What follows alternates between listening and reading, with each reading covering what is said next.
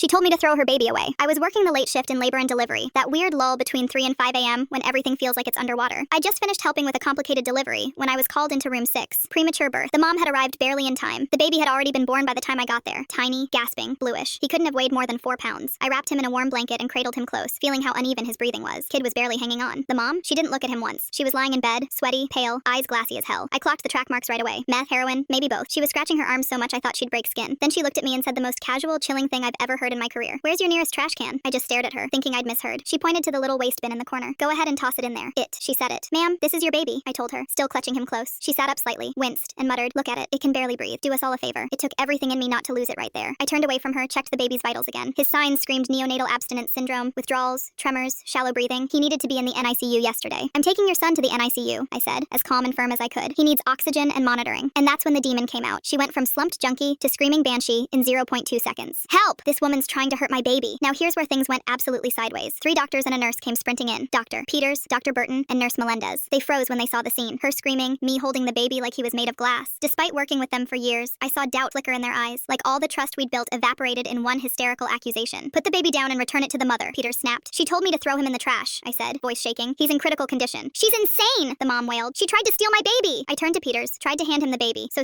anyone would help him. That was apparently the trigger. Total chaos broke out, hands grabbing at me, Melendez trying to pull the baby away. I clutched him tighter, terrified they'd fumble him. Stop, you're going to hurt him, I cried out. Then someone swept my legs out from under me. I hit the floor hard, instinctively curling around the baby, but they still pried him away, despite my screams. I remember the silence after his tiny cry, like someone had hit mute on the world. Someone yelled for security. Then someone else shouted, call the police! The mother was now sitting up, cradling the baby all wrong, his neck bent, his breathing shallow. She looked down at me, and for a split second she smirked, just for me. Then she started fake crying again. She tried to kidnap my baby. I want her arrested. And I swear to God they believed her. The cops showed up minutes later. Peters had already taken my wrists and was explaining how I refused orders and escalated a patient situation. The mother put on her best sob story performance, while the baby, still in her arms, looked more and more lifeless. They walked me out. Every nurse, every tech, everyone at the station just stared. No one said a word. The humiliation was worse than the physical pain. Down in employee health, they did the whole checklist, asked if I was on drugs, if I was manic, if I'd taken my medication. I'm bipolar, diagnosed during residency. I've been stable, compliant, and open about it for 5 years. I told them the truth. I'd taken my meds like always, at 6 a.m. Didn't matter. 2 hours later, they let me leave, with instructions not to return or contact anyone. I sat in my car and sobbed, pulled over twice on the way home because I couldn't stop shaking. That baby's pale skin and gasping mouth haunted me. Later that evening, my supervisor called. Cold, robotic voice. You're on administrative leave. Effective immediately, I didn't sleep that night. I wrote everything down. Every word that came out of her mouth, every vital sign, every glance exchanged. I needed a record. I needed to remember what was real. The next morning, I got a call from risk management. Some woman named Giovanna Carlson wanted to schedule a meeting. She sounded all fake friendly on the phone. I didn't trust it for a second. After we hung up, I checked the hospital's NICU census online. The baby was listed. He was alive, but I had no idea how long he'd make it, or how long I had before my career flatlined for good. Click the full story to see what happened next.